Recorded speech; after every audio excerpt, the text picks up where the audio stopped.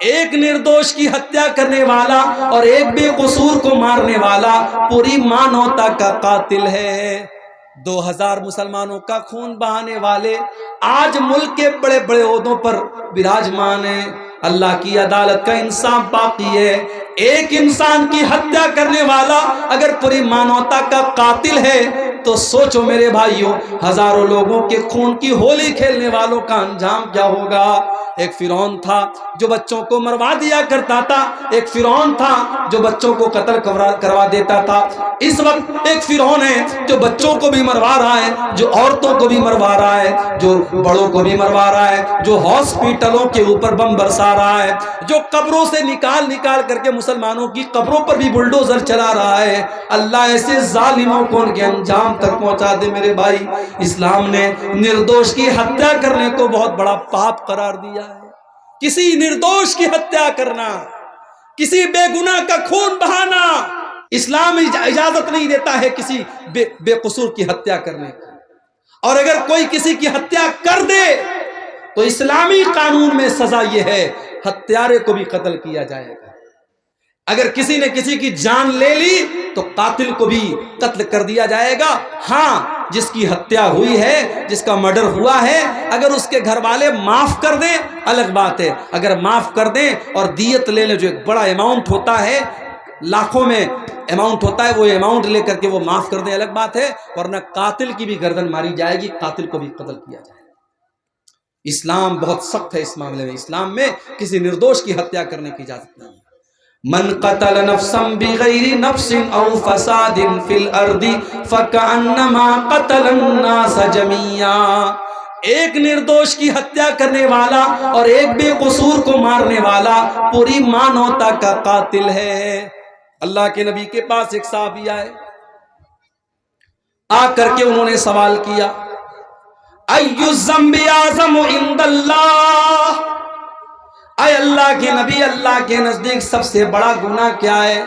آپ نے فرمایا ان تجعل للہ ندا وہو خلقک، سب سے بڑا گناہ یہ ہے کہ تم اللہ کے ساتھ کسی کو شریک کرو، تم اللہ کے برابر کسی کو ٹھہرا دو۔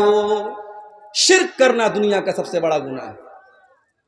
اللہ کے برابر کسی کو قرار دینا یہ سب سے بڑا گناہ ہے، اور گناہ ہے، یہ سب سے بڑا گناہ ہے جو اللہ کیا معاف نہیں ہوگا۔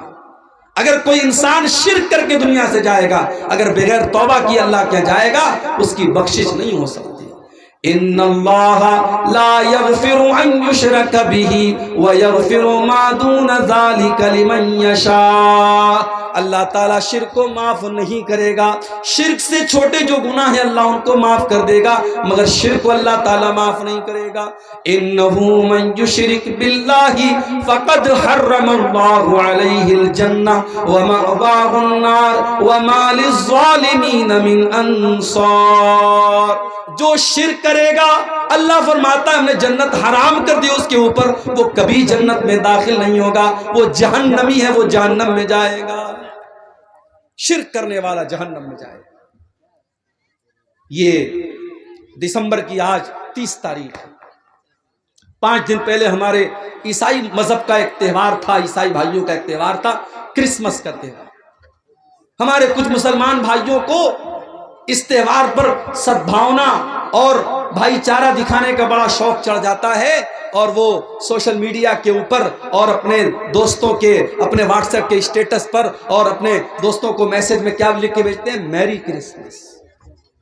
میرے پیارے ساتھیوں، یہ میری کرسمس کہنے والے اور کرسمس کی مبارکباد دینے والے کان کھول کر کے سن لیں، شاید آپ کو اندازہ نہیں ہے اس کرسمس کے تہوار کو منانے والا یہ عقیدہ رکھتا ہے کہ عیسیٰ علیہ السلام اللہ کے بیٹے ہیں۔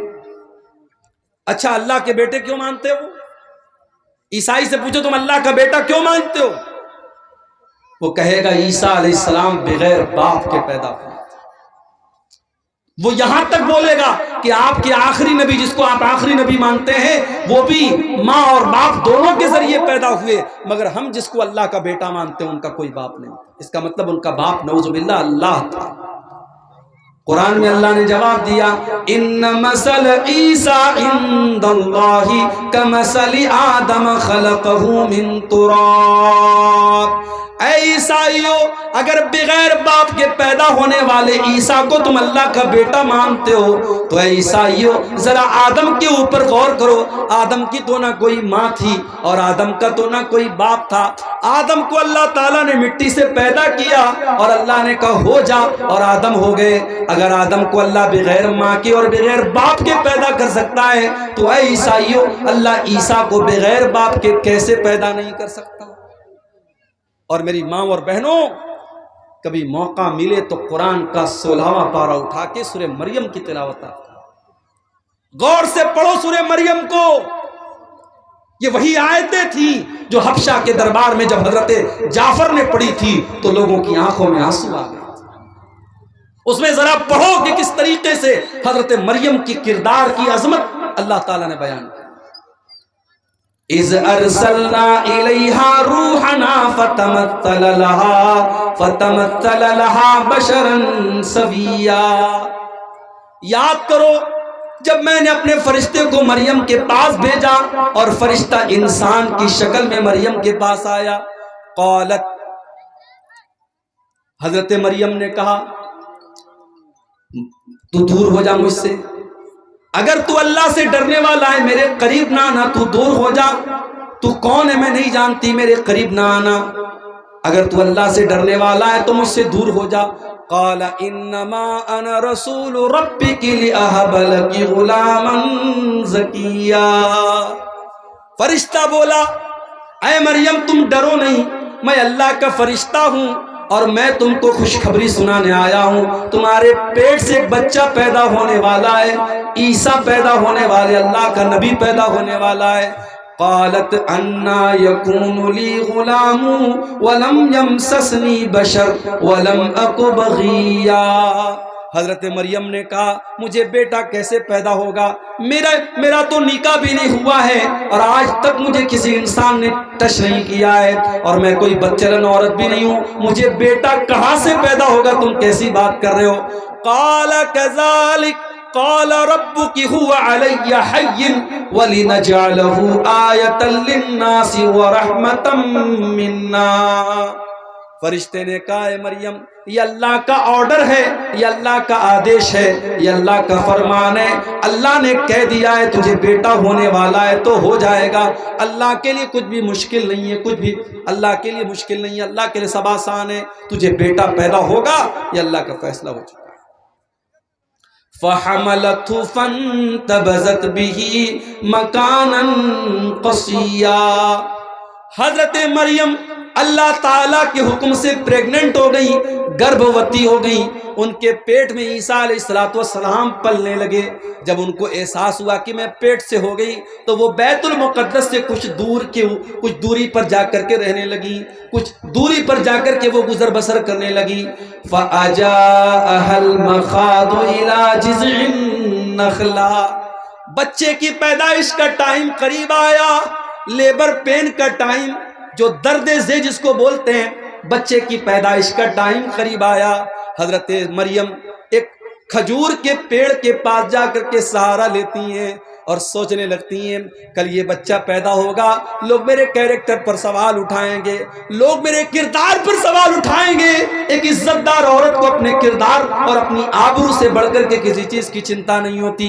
مریم نے کہا یا لیتنی مت قبل ھذا وکنت نسیا منسیا۔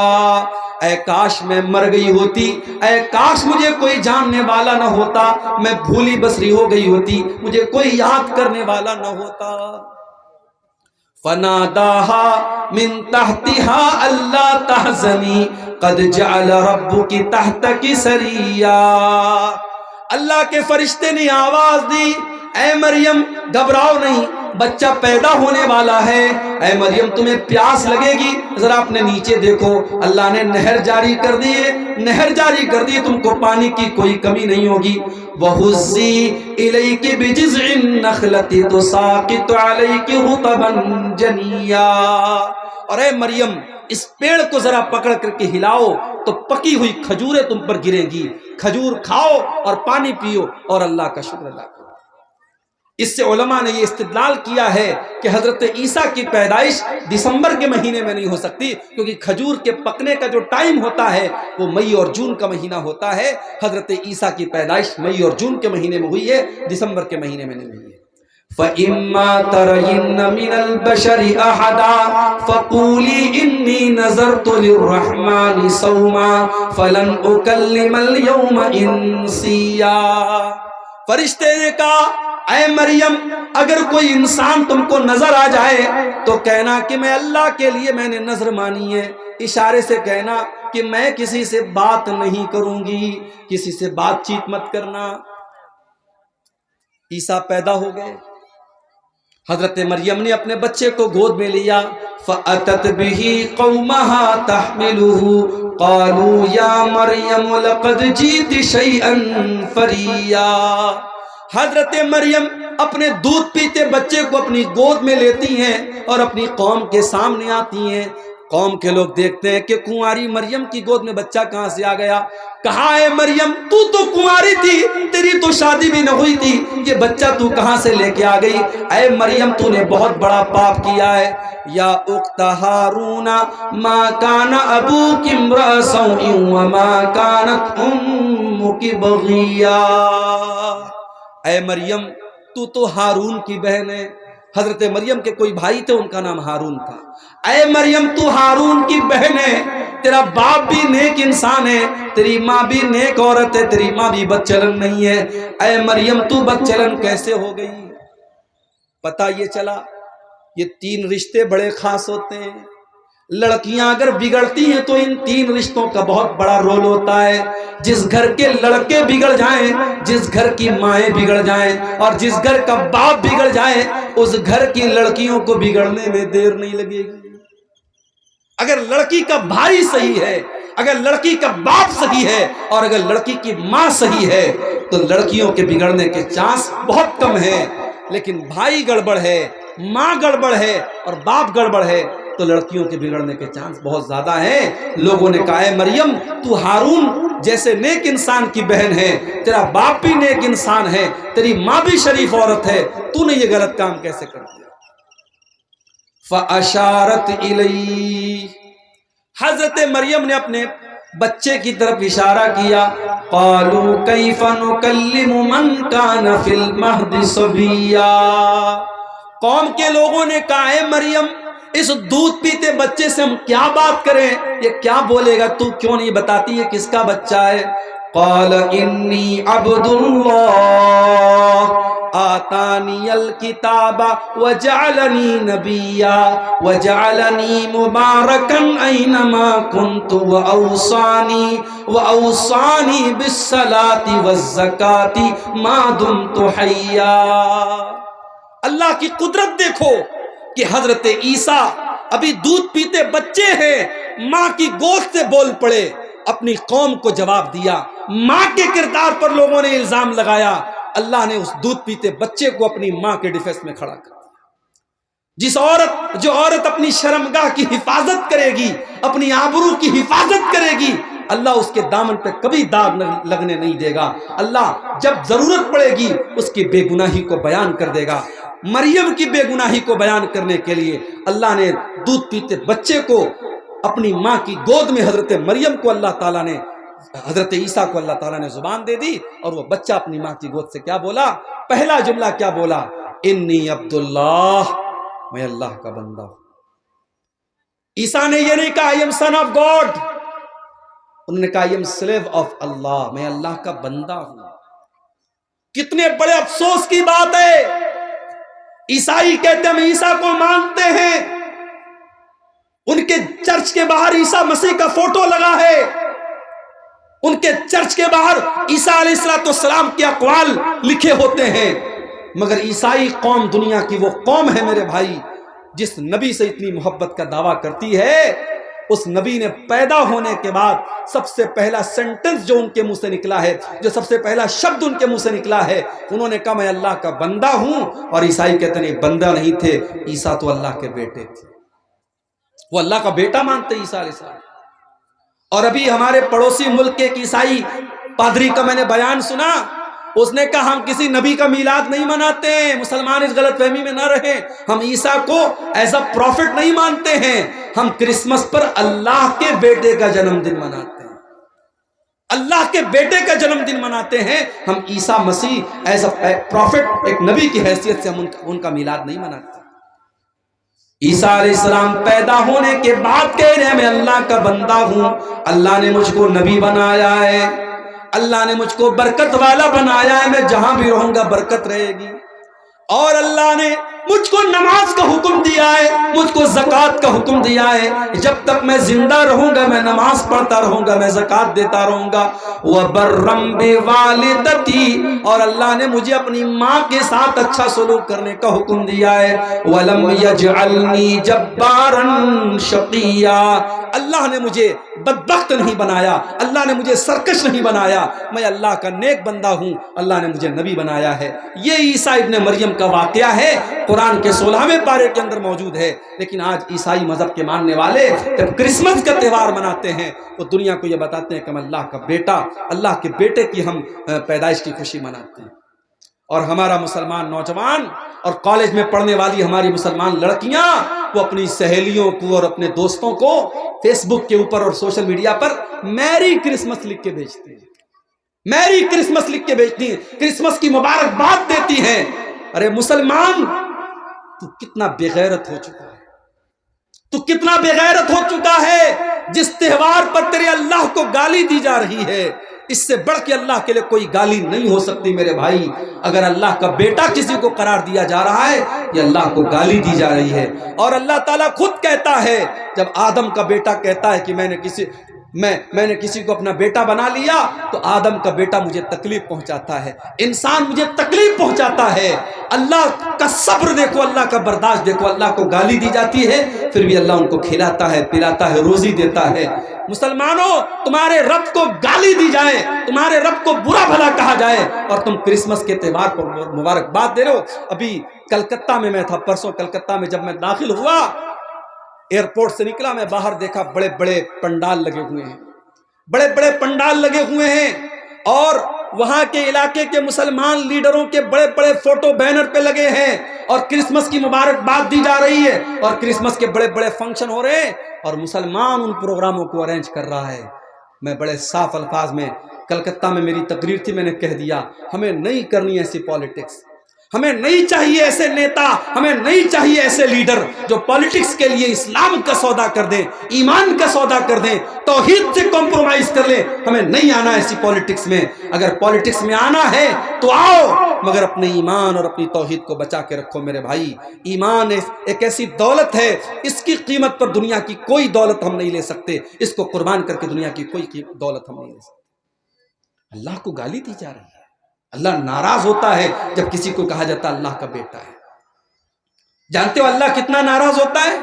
وَقَالُوا اتَّخَذَ الرَّحْمَنُ وَلَدًا، یہ کہتے ہیں کہ رحمان نے بیٹا بنا لیا ہے۔ لَقَدْ جِئْتُمْ شَيْئًا إِدًّا، اللہ کا بیٹا قرار دینے والوں، تم بہت گندی بات اپنے منہ سے نکال رہے ہو۔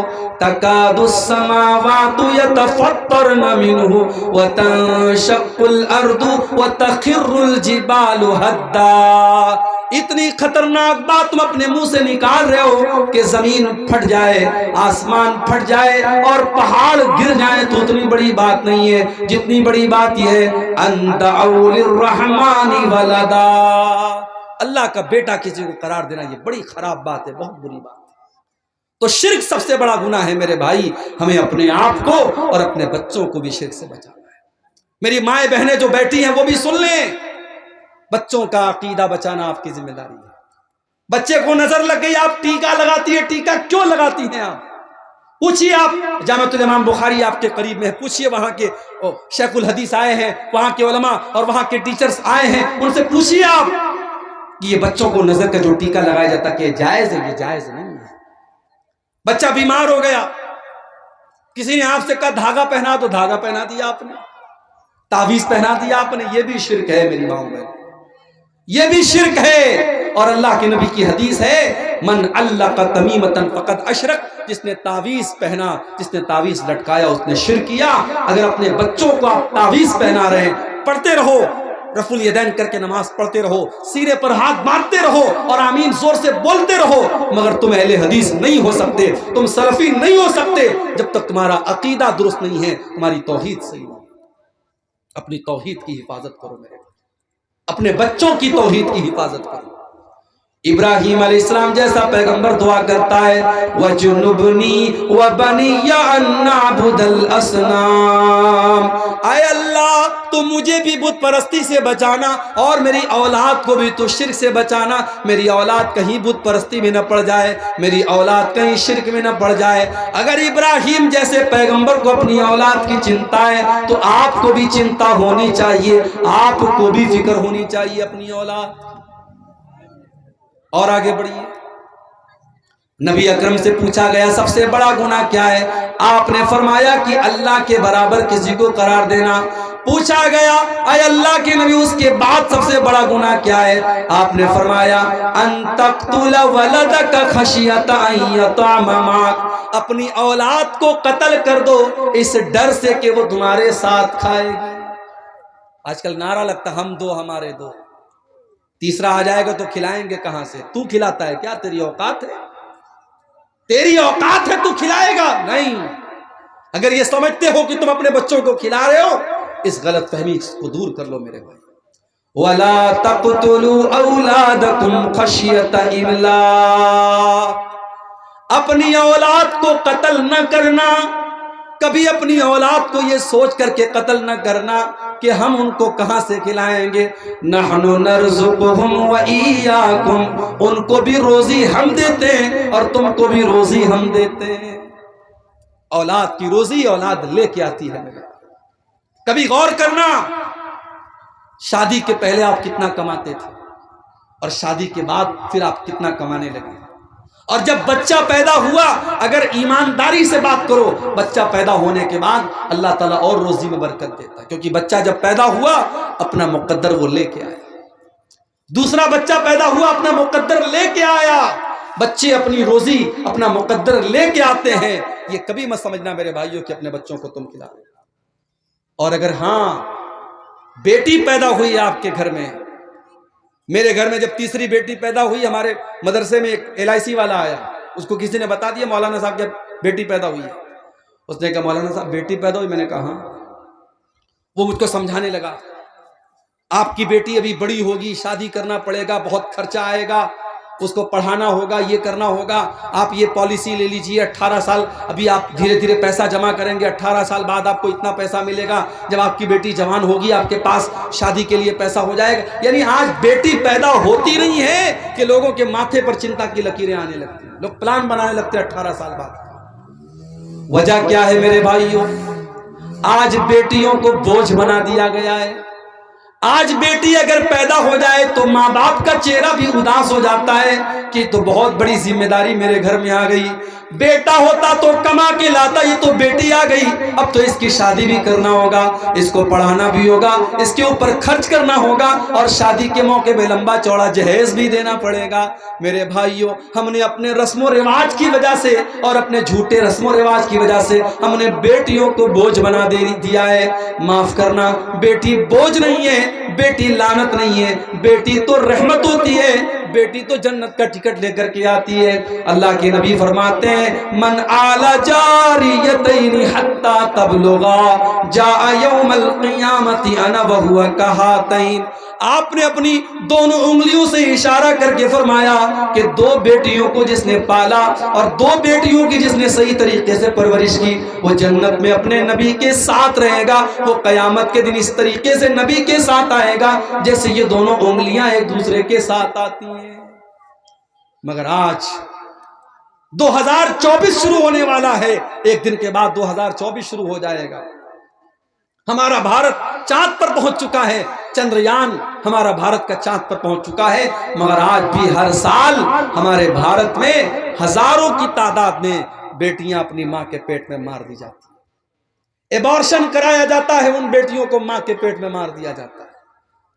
1400 سال پہلے عرب کے اندر ایسے بھی قبیلے تھے، بیٹی پیدا ہوتی تھی اس کو لے جا کر کے زندہ زمین میں گاڑ دیتے تھے، مگر آج کا انسان اتنا بے رحم ہو چکا ہے، اس بیٹی کو پیدا ہونے بھی نہیں دیتا ہے، ماں کے پیٹ میں اس کو ختم کر دیتا ہے۔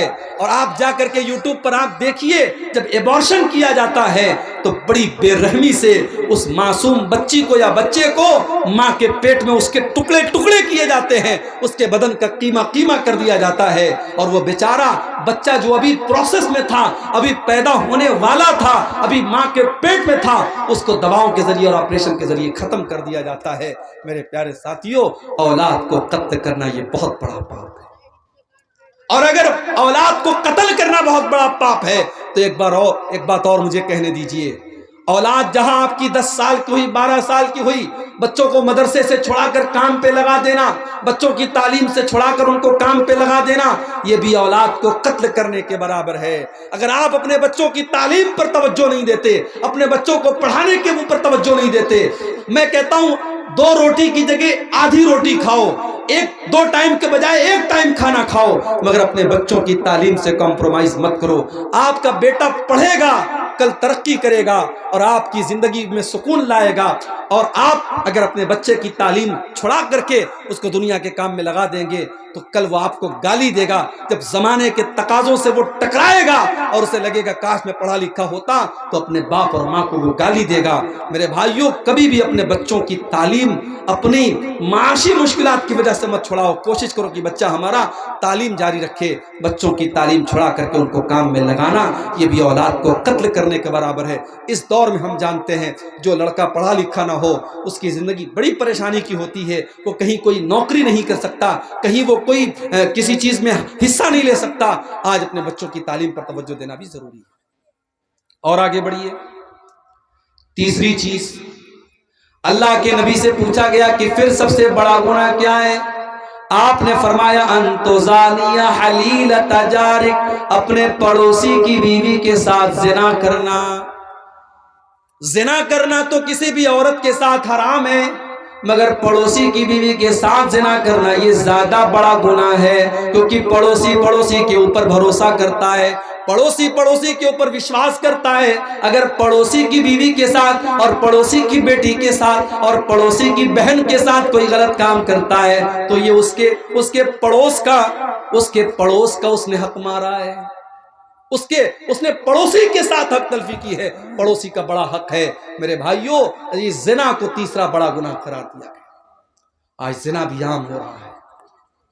آپ کے کشن گنج کے علاقے میں مسلمان لڑکیوں کو استعمال کیا جا رہا ہے، ان کو دوسروں کے بستروں تک لے کے جایا جا رہا ہے۔ ہمارے پاس یہ نیوز تک موجود ہے کہ آج مسلمان لڑکیوں کو ویشیا ورتی میں ڈالا جا رہا ہے، ان کے جسم کے ساتھ کھیلا جا رہا ہے۔ یہ حالات، کتنی غریب گھروں کی لڑکیاں ہیں، آج ان کے ساتھ یہ حالات بھی کیے جا رہے ہیں۔ میرے بھائی، ہمیں اس سماج کو زنا سے بچانا ہے۔ میرے بھائی، لڑکی غریب گھر کی ہو، امیر گھر کی ہو، لڑکا امیر گھر کا ہو، غریب گھر کا ہو، نکاح کے لائق ہو جائے تو اس کا نکاح کر دینا چاہیے، شادی کر دینی چاہیے۔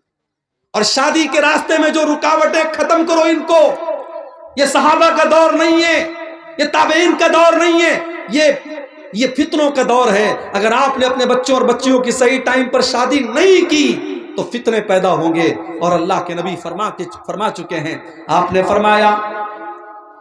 آپ نے فرمایا اذا كتب الیکم ممن ترضون دینہ وخلقہ فزوجوہ، تمہارے لڑکے کے لیے، تمہاری لڑکی کے لیے جب اچھا رشتہ آ جائے، دیندار گھر کا رشتہ آ جائے تو اپنی لڑکیوں کی شادی کر دیا کرو۔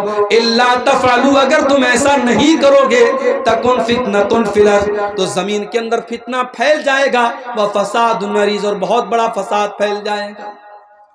یہ انسٹاگرام کا دور ہے۔ آج آپ کی لڑکی کس سے بات کر رہی ہے، آپ کتنی نظر رکھیں گے؟ آج بہت مشکل ہے اپنی لڑکیوں کے اوپر واچ کرنا اور نظر رکھنا۔ آج آپ کے لڑکے کس سے چیٹنگ کر رہے ہیں، آج آپ نظر نہیں رکھ پائیں گے. ان کو ان فتنوں سے بچانا ہے، وہ شادی کے قابل ہو جائیں، جلدی سے ان کی شادی کر دو میرے بھائی. اس دور کے بہت بڑے فتنوں میں سے شرمگاہ کا فتنہ ہے. اسی لیے اللہ کے نبی فرماتے ہیں من یضمن لی ما بین لحییہ وما بین رجلیہ اضمن لہ الجنہ. جو مجھے زبان کی گارنٹی دے دے اور شرمگاہ کی گارنٹی دے دے، میں اسے جنت کی گارنٹی دیتا ہوں. تو زنا سے بچانا ہے اپنا. اور عورت کو جو پردے کا حکم دیا گیا اور محرم غیر محرم کا جو فرق بیان کیا گیا اور مرد کو جو حکم دیا گیا وہ اپنی نگاہوں کو نیچی کر کے رکھے، یہ ساری چیزیں اسی لیے ہیں تاکہ سماج سے زناکاری اور بدکاری کو روکا جائے. اور آگے بڑھیے. کبیرہ گناہوں میں سے ایک اور بہت بڑا گناہ، اللہ کے نبی فرماتے ہیں اجتنبوا السبع الموبقات، 7 ہلاک کر دینے والے گناہوں سے بچو. 7 ہلاک کر دینے والے گناہوں سے بچو. نمبر 1 الاشراک، الشرک باللہ، اللہ کے ساتھ شرک کرنا. نمبر 2 والسحر، جادو کرنا. جادو کرنا، کسی کے اوپر جادو کرنا، آج یہ بھی ہو رہا ہے. بھائی بھائی میں دشمنی ہے، بھائی بھائی کے اوپر جادو کروا رہا ہے. ساس بہو میں جھگڑا ہو گیا، ساس اپنی بہو کے اوپر، اپنے بیٹے کے اوپر جادو کروا رہی ہے کہ تاکہ بہو اور بیٹے میں تعلق خراب ہو جائے. یہ حالات ہے میرے بھائی. بنگال میں اور آپ کے بہار میں آج کتنے کیس آتے ہیں کہ صاحب گھروں میں سکون نہیں ہے، جادو کیا جا رہا ہے اور لوگوں کو پریشان کیا جا رہا ہے. جادو کرنا بھی حرام ہے، جادو کروانا بھی حرام ہے، اور جادوگر کی بات کی تصدیق کرنا بھی حرام ہے. اللہ کے نبی فرماتے ہیں من اتا عرافا فسألہ فصدقہ بما یقول. جو انسان کسی عراف کے پاس جاتا ہے، کسی پامشٹ کے پاس جاتا ہے، کسی جیوتشی کے پاس جاتا ہے، کسی بھوشیہ بتانے والے کے پاس جاتا ہے اور اس کی بات کی تصدیق کرتا ہے، لا تقبل لہ صلاۃ 40 یوما، اس کی 40 دن تک کی نماز قبول نہیں ہوگی. 40 دن تک کی نماز قبول نہیں ہوگی اگر کسی بھوشیہ بتانے والے کی بات آپ نے مان لی. اور ایک حدیث میں اللہ کے نبی نے فرمایا فقد کفر بما انزل علی محمد، جس نے جادوگر کی اور جوتشی کی اور نجومی کی بات مان لی، اس نے محمد کی شریعت کا انکار کیا، اس نے اللہ کے دین کا انکار کیا. اس لیے جادو کرنا اور کرانا بھی حرام ہے. اور آگے بڑھو. وَأَكْلُ الرِّبَا، اور سود اور بیاج کھانا بھی بہت بڑا گناہ ہے. آج مسلمان سود کھا بھی رہا ہے، کھلا بھی رہا ہے.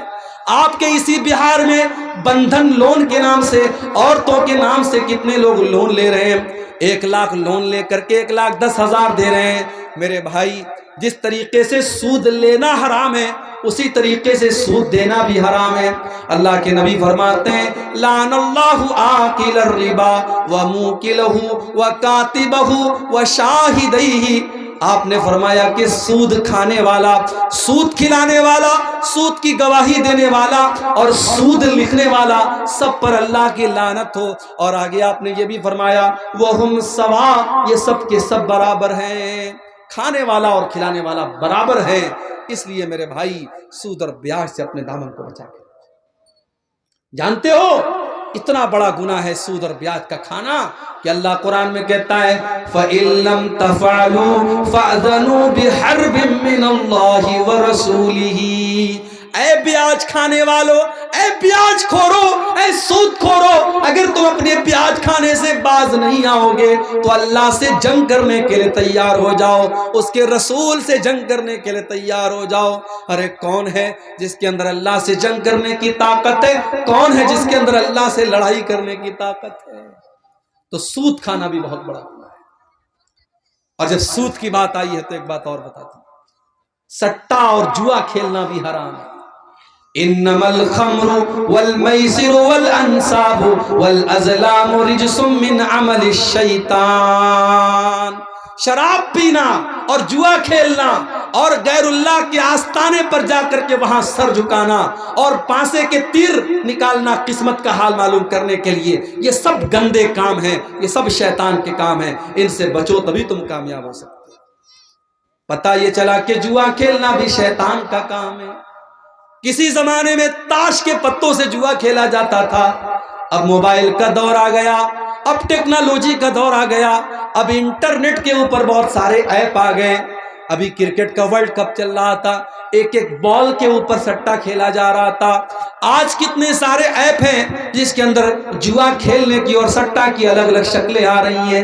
یاد رکھو میرے بھائی، میرے نوجوان ساتھیوں، پیسہ کمانا ہے تو بزنس کرو، پیسہ کمانا ہے تو حلال طریقے سے پیسہ کماؤ۔ بہت سارے راستے حلال طریقے کے ہیں، حرام راستہ مت اپناؤ، بیاج کا راستہ مت اپناؤ، اور سٹا اور جوا کا راستہ مت اپناؤ۔ یاد رکھو حرام کمائی سے پیسہ کما بھی لوگے تو اس میں برکت نہیں ہوگی۔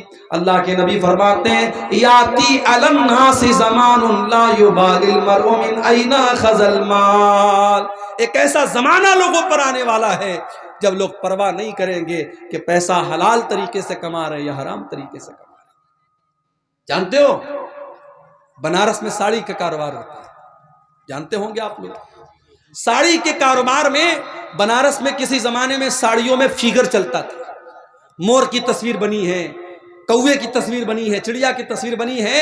تو کسی دور میں جب بنارس میں کوئی ایسی ساڑی بنواتا تھا تو لوگ کہتے تھے یہ تصویر کا کاروبار کر رہا ہے، تصویر بنا رہا ہے۔ اس فیگر بنانے والے کے گھر میں لوگ کھانا نہیں کھاتے تھے کہ یہ حرام کھا رہا ہے۔ لیکن اب کتنے ایسے لوگ ہیں بنارس میں جو اسی کا کاروبار کر رہے ہیں۔ اب وہ دینداری نہیں بچی، اب وہ تقوی نہیں بچا، اب لوگ فیگر کا کام عام طور سے کر رہے ہیں۔ اور اب حالات یہ ہیں جب وہ کاروبار شروع کر لیتے ہیں پھر اپنے علماء کے پاس جا کے پوچھتے ہیں مولوی صاحب میں یہ کاروبار کر رہا ہوں، مجھے کرنا چاہیے یا نہیں کرنا چاہیے؟ حالانکہ ہونا کیا چاہیے تھا کہ پہلے سوال کرتے پھر کاروبار شروع کرتے، مگر کاروبار شروع کرنے کے بعد پوچھتے ہیں، اور پوچھتے نہیں ہیں، علماء سے فتویٰ نہیں پوچھتے ہیں، وہ علماء کے منہ میں اپنی زبان ڈالنا چاہتے ہیں۔ وہ چاہتے ہیں کہ جو میرے دل میں ہے عالم کی زبان سے وہ نکل جائے۔ اگر عبدالغفار صاحب سے پوچھا، انہوں نے اگر ہمارے مطلب کا جواب نہیں دیا تو ہم منور صاحب سے پوچھیں گے، منور صاحب نے ہمارے مطلب کا جواب نہیں دیا مولانا نور اسلام صاحب سے پوچھیں گے، انہوں نے جواب نہیں دیا مولانا مزمل مدنی صاحب سے پوچھیں گے، انہوں نے جواب نہیں دیا کسی اور سے پوچھیں گے۔ ہمیں اپنے مطلب کا فتویٰ چاہیے، ہم نے علماء کو اپنی مرضی کا غلام بنانا چاہا ہے۔ معاف کرنا میرے بھائی، علماء آپ کے غلام نہیں ہیں، علماء کی عزت اور احترام کرنا سیکھو۔ اللہ کے نبی نے فرمایا العلماء ورثۃ الانبیاء، نبیوں کے وارث ہیں یہ علماء، نبیوں کی وراثت علم ہے، نبیوں کی وراثت دولت نہیں ہے، اور علماء نے نبیوں کی وراثت کو پایا ہے، اور جو علماء ہیں ان کے پاس نبی کی وراثت، ان کے پاس علم دین ہے۔ بنگال میں کلیا چک میں گیا، ایک مسجد کے امام صاحب مجھے ملے، ان کی آنکھوں میں آنسو آ گئے، کہنے لگے شیخ صاحب 15 سال سے میں مسجد میں امامت کروا رہا ہوں، 3000 روپیہ مجھ کو بنگال کی گورنمنٹ دے رہی ہے، اور 6000 روپیہ اس وقت مسجد کی کمیٹی دے رہی ہے۔ میں نے تھوڑے تھوڑے پیسے جمع کر کے اپنا چھوٹا سا گھر بنایا۔ مسجد کا متولی آ کر کے کہتا ہے مولوی صاحب تیرے پاس اتنا پیسہ کہاں سے آ گیا، تو گھر کیسے بنانے لگا؟ متولی صاحب ناراض ہو گئے مجھ سے، قصور کیا ہے، میں گھر بنوا رہا ہوں۔ یہ وہ قوم ہے جو اپنے علماء کا گھر بنتے ہوئے نہیں دیکھ سکتی، یہ چاہتی ہے ان کے علماء بھکاری بنے رہے، ان کے در کے گداگر بنے رہے۔ دنیا کی ہر قوم اپنے دھرم گرو کا سمان کرتی ہے، اپنے عالم کی عزت کرتی ہے، اور آپ اپنے عالم کو بھکاری بنا کے رکھنا چاہتے ہیں؟ وہ عالم جس نے 15 سال تک ایک مسجد میں امامت کرائی ہے، اس نے 15 سال اگر کسی بزنس میں دیا ہوتا تو آج کہاں سے کہاں پہنچ گیا ہوتا۔ اس نے اپنی زندگی کو کھپا دیا، اپنی جوانی کو کھپا دیا، اور آج یہ سلوک کر رہی ہے قوم، وہ اپنا گھر بنا رہا ہے تو اس کے گھر بنانے پر بھی یہ اعتراض ہو رہا ہے۔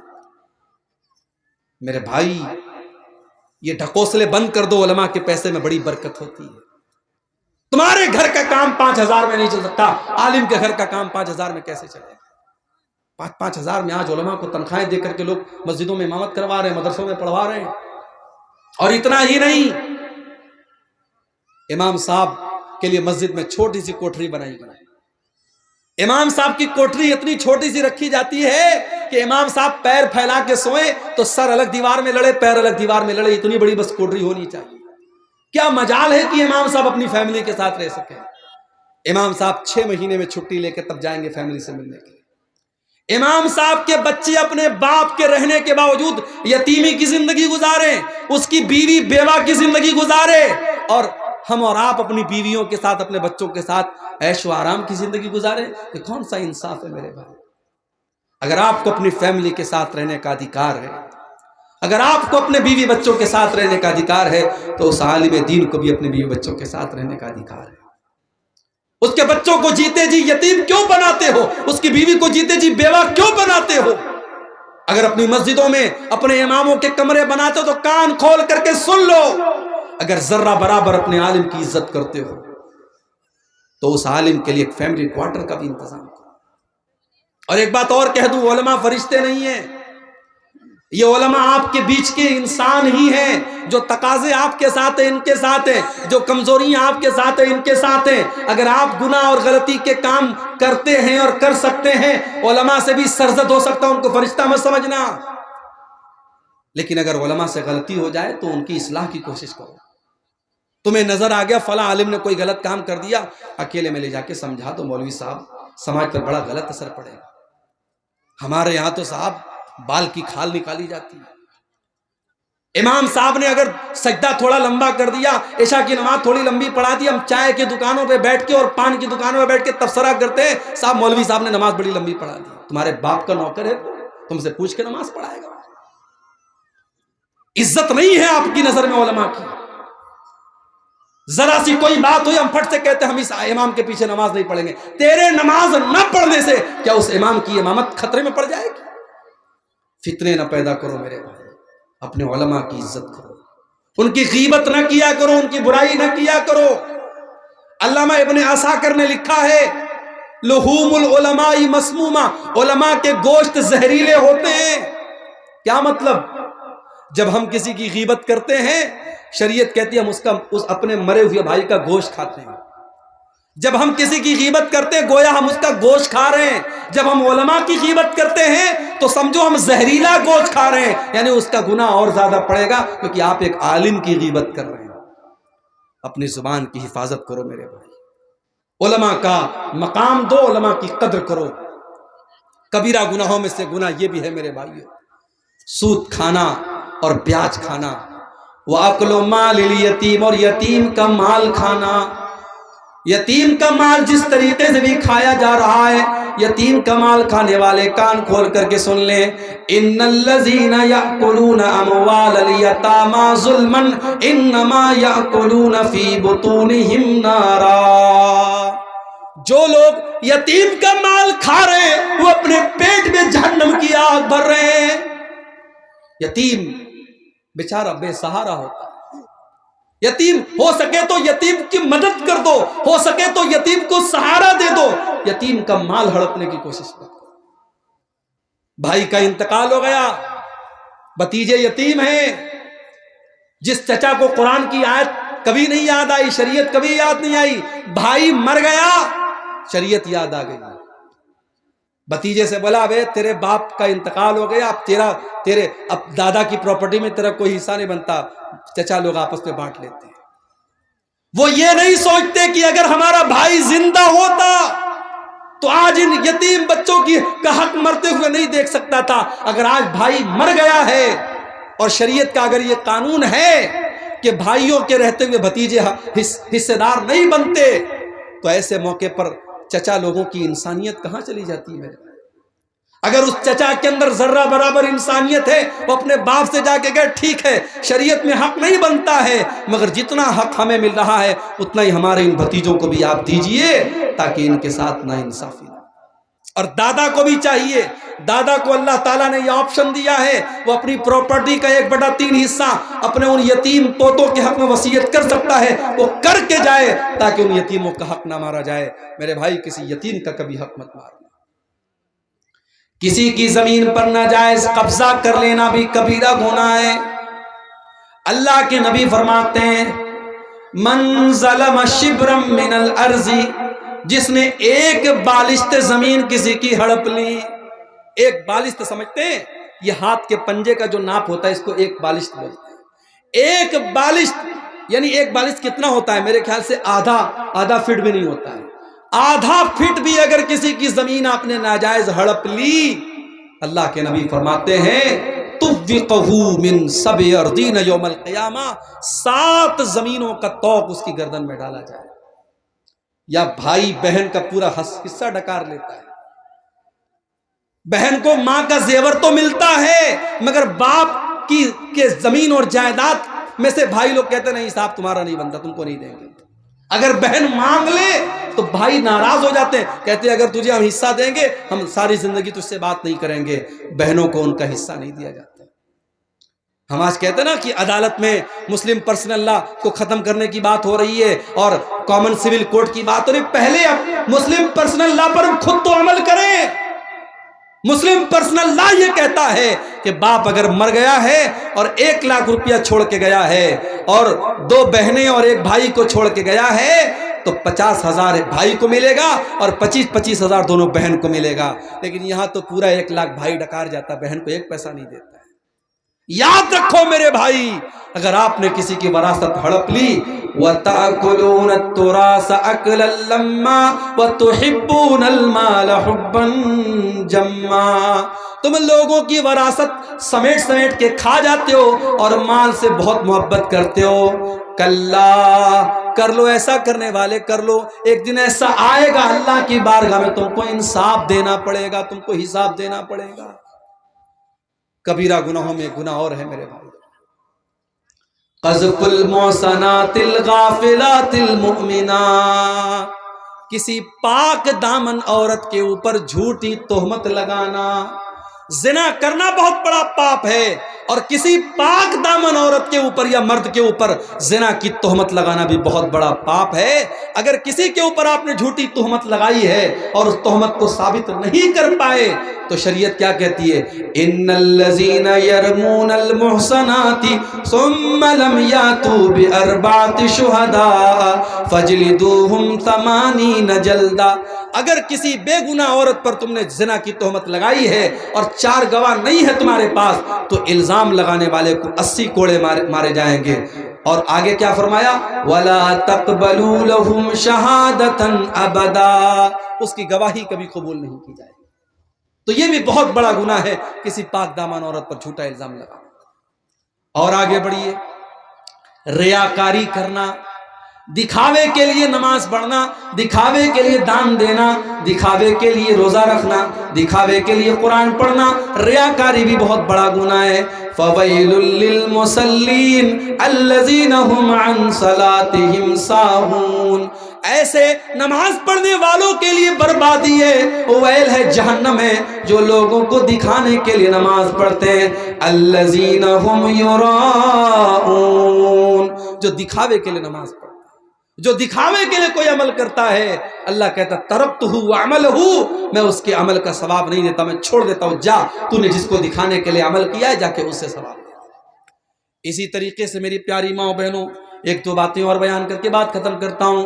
عورت کا بے پردگی کرنا، عورت کا بیہودہ کپڑے پہن کر کے نکلنا، عورت کا ایسے کپڑے پہن کر کے گھر کے باہر نکلنا جس سے اس کے شریر کا انگ نظر آتا ہو، اس کا بدن نظر آتا ہو، اپنے جسم کا پردرشن کرنا، یہ بھی کبیرہ گناہ ہے۔ اللہ کے نبی فرماتے ہیں صنفان من اہل النار لم ارہما، 2 قسم کے لوگ جہنم میں جائیں گے اور ان کو میں نے ابھی نہیں دیکھا، وہ بعد میں آئیں گے، وہ قیامت کے پہلے آئیں گے۔ نمبر 1، قوم معہم سیاۃ کاذناب البقر یضربون بها الناس، ایسے لوگ آئیں گے جن کے ہاتھ میں گائے کی دم کی طرح کوڑے ہوں گے اور وہ کوڑوں سے لوگوں کو ماریں گے۔ ابھی منور صاحب آئے، آسام کے حالات بیان کر رہے تھے، میں اتر پردیش سے آیا ہوں، ہمارے یہاں کے حالات بھی آپ دیکھ رہے ہیں، حکومتیں اور کرسیاں، یہ ان کا نشہ بھی بڑا گہرا ہوتا ہے میرے بھائی۔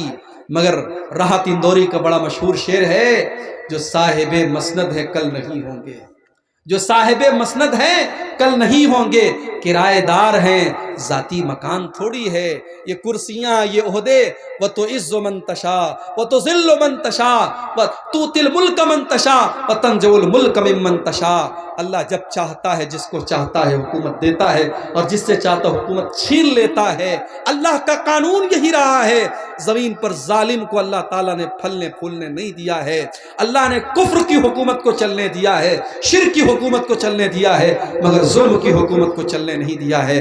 میرے بھائیوں, اللہ کے نبی فرماتے ایسے لوگ آئیں گے جن کے ہاتھ میں کوڑے ہوں گے اور وہ لوگوں کو اس سے ماریں گے, ظلم کریں گے, اپنے پاور کا غلط استعمال کریں گے. وَنِسَاءٌ كَاسِيَاتٌ عَارِيَاتٌ مُمِيلَاتٌ مَائِلَاتٌ, اور ایسی عورتیں بھی جہنم میں جائیں گی جو کپڑا پہننے کے باوجود ننگی ہوں گی. ایک لفظ میں اللہ کے نبی نے سارے فیشن کو بیان کر دیا. آج مسلمان باپ ہے, چہرے پر داڑھی ہے اور ماتھے پر سجدے کا نشان ہے, اور جوان بیٹی کو لے کر کے شادی میں جا رہا ہے, اور بیٹی نے ساڑی پہنی ہے, اور ساڑی ایسی پہنی ہے کہ اس کی پیٹھ بھی نظر آ رہی ہے, اس کی آستین بھی نظر آ رہی ہے, اس کا پیٹ بھی نظر آ رہا ہے, اس کے شریر کا انگ انگ نظر آ رہا ہے, اس کا پورا بدن نظر آ رہا ہے, اپنے پورے حسن کی وہ نمائش کر کے جا رہی ہے. جو قرآن یہ کہتا ہے وَلَا يُبْدِينَ زِينَتَهُنَّ, اے مسلمان عورت اپنی زینت کو تو ظاہر نہیں کر سکتی ہے کسی غیر مرد کے سامنے. قرآن تو یہاں تک کہتا ہے وَلْيَضْرِبْنَ بِخُمُرِهِنَّ عَلَى جُيُوبِهِنَّ, عورت گھر میں باپ کے سامنے, بھائی کے سامنے, بیٹے کے سامنے, سسر کے سامنے, جو اس کے محرم رشتہ دار ہیں جس سے وہ شادی نہیں کر سکتی ہے, اس رشتہ دار کے سامنے بھی عورت جب جائے تو اپنے دوپٹے کو ہمیشہ اپنے گریبان پر رکھے, اپنے دوپٹے کا خیال رکھے, دوپٹہ جہاں تہاں پھینک کر کے نہ چلی جائے, اس کا دوپٹہ اس کے سینے پر ہونا چاہیے. قرآن کہتا ہے وَلَا يَضْرِبْنَ بِأَرْجُلِهِنَّ لِيُعْلَمَ مَا يُخْفِينَ مِنْ زِينَتِهِنَّ, اے مسلمان عورت تو جب پائل پہنے ہو تو گھر میں اپنے پائل پہن کر کے اپنے پاؤں کو زمین پہ زور زور سے مار کے نہ چلا کر, تیرے پائل کی جھنکار بھی غیر مردوں کے کان تک نہیں جانی چاہیے. جو اسلام اتنا سخت ہے وہ اس بات کی اجازت کیسے دے سکتا ہے کہ کشن گنج کی لڑکی, پورنیا کی لڑکی, ارریا کی لڑکی انسٹاگرام پر آئی ڈی بنائے اور اپنے فوٹوز ڈالے, اپنے نئے نئے کپڑوں کا, اپنے گہنوں کا پرچار کرے, شادی میں تیار ہو کے جائے, اس کو اپنے اسٹیٹس پہ لگائے اور اپنے فوٹوز ڈال کر کے دنیا میں اپنے حسن کی نمائش کرے. اللہ کے نبی فرماتے ہیں کپڑا پہن کر کے بھی ایسی عورتیں ننگی ہوں گی, ان کا شریر نظر آئے گا, کپڑا ایسا ہوگا. اور ممیلات مائلات, وہ غیر مردوں کو اپنی طرف آکرشت کرنے والی ہوں گی, اور جب وہ چلے گی تو ان کی چال بھی بے حیا عورتوں کی طرح ہوگی. عورت کی چال بتا دیتی ہے کہ یہ حیا والی عورت ہے, یہ شرمیلی عورت ہے, اور اس کی چال بتا دیتی ہے یہ بے حیا عورت ہے. اللہ کے نبی فرماتے ہیں ان کی چال بھی بے حیا اور فاحشہ عورتوں کی طرح ہوگی. اور آگے آپ نے فرمایا رؤوسہن کاسنمۃ البخت المائلہ, ان کا ہیئر اسٹائل, اس کے بالوں کا اسٹائل کیسا ہوگا جیسے اونٹ کا کوہان ہوتا ہے, اس کے بال کا جوڑا ایسا بنا ہوگا. آج کل تو فیشن کے نام پہ کیا کیا ہو رہا ہے. بیوٹی پارلر میں کالی کلوٹی عورت جاتی ہے اور اندر سے بالکل بالی ووڈ کی ہیروئن بن کے نکلتی ہے. وہ آئی برو کو سیٹ کروا رہی ہے, اپنے ہونٹوں میں انجیکشن دے کر کے ہونٹوں کو موٹا کر رہی ہے, اور اتنا میک اپ ہو رہا ہے کہ اللہ کی پناہ ہے. یاد رکھو میری بہنوں, یاد رکھو میری ماؤں, میک اپ کے نام پر کوئی ایسا کام کرنا جو اللہ کی فطرت کو بدل دے, جو اللہ کی تخلیق کو بدل دے, حرام ہے. جو نیچرل بیوٹی ہے, جو اللہ نے خوبصورتی دی ہے, اس کو اپنے لیے کافی سمجھو. ایسی عورتیں جو اپنے ہیئر اسٹائل کو اونٹ کے کوہان کی طرح بنائیں گی, اللہ کے نبی فرماتے ہیں لا يدخلن الجنہ, ایسی عورتیں جنت میں نہیں جائیں گی. ولا یجدن ریحھا, اور جنت کی خوشبو بھی یہ نہیں پا سکتی.